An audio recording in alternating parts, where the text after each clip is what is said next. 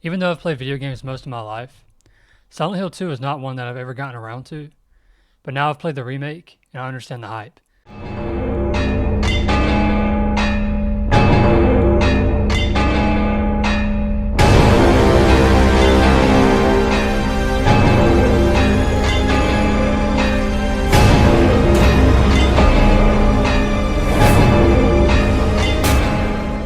You play the game as James Sunderland, someone who has just received a letter from his deceased wife, who has told him to meet her in Silent Hill. Let's start with the gameplay. You have a melee, a dodge, pistol, shotgun, and rifle. The melee I found to be very satisfying, as you have to learn the enemy's attacks and know when to dodge and when to attack, because if you attack at the wrong time, it can mean getting hit and having to waste one of your precious heals. What the fuck?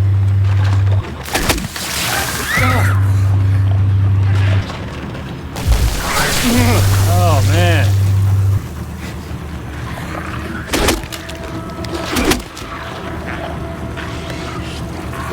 Fucking die.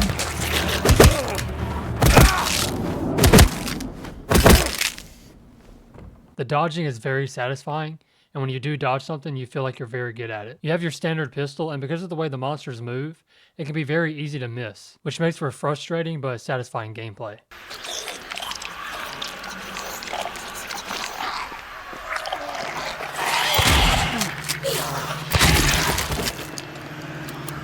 I hate how they do that, man. They're dumb.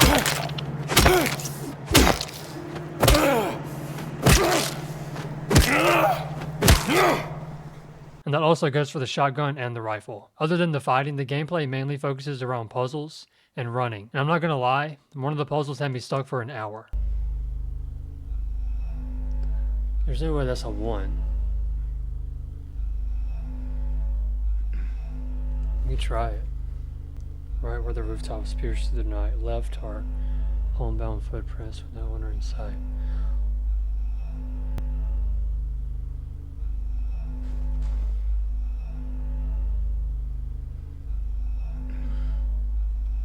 I don't know. That's insane that I can't continue to like search around. Why did they lock me in the room?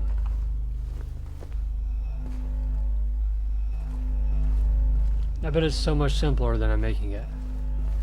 The puzzles are very good, and they do feel like they're from a different time. A time when they respected gamers more than they do today, and I'm very happy to see that. Moving to the graphics, the atmosphere in this game is incredible, and it's terrifying. There's a place I believe that is referred to as the other side. It was by far my least favorite place in the game, but all for good reason. It's decrepit, dark, and evil, and it makes you feel like you're in hell.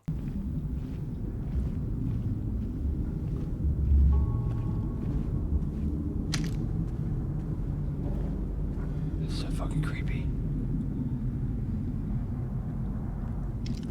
The character models are very good, down to the hair on James' skin. But let's talk about the big change that a lot of people were talking about before the game came out, and that's Angela. Here's a picture of Angela in the original, and here's a picture of Angela in the remake. Now, of course, because of the times that we live in, people are wondering, was this change made to satisfy fat girls and their insecurities? Well, I believe if that was the case, then the character Maria would also look different. They kept her the same for the most part from what I can tell. If I had to guess, the change from Angela had to come from making the characters seem more realistic and down to earth. James, for example, does not look like an action hero, nor should he. He doesn't sound like one either when he's fighting.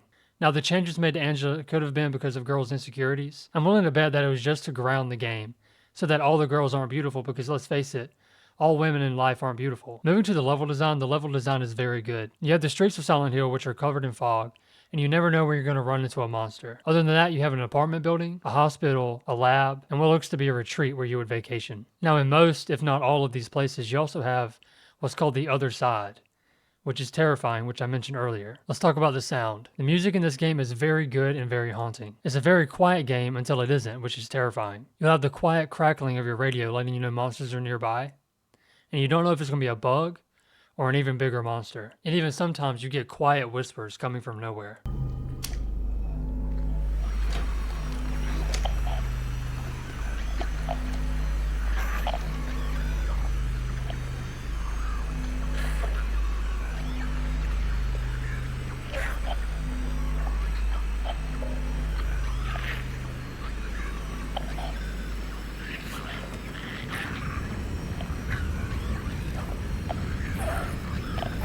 Moving to the acting, obviously because the original is over 20 years old, this one required new voice actors, and they're very good. Having looked at some of the footage from the original game, you can see where the voice acting was quite stilted, as games were in those times like Resident Evil, but here it's been updated and is much better. I never had a problem feeling what the characters were feeling, and I have to credit these voice actors for doing a good job. Moving to the writing, most of this game I had no idea what was going on, and that is on purpose.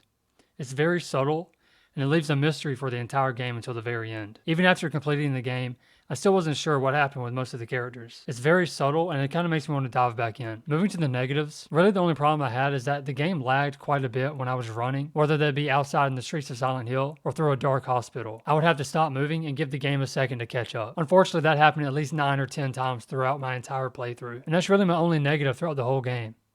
I have to give this game a 9 out of 10. It was very good, and I recommend it for everyone to play.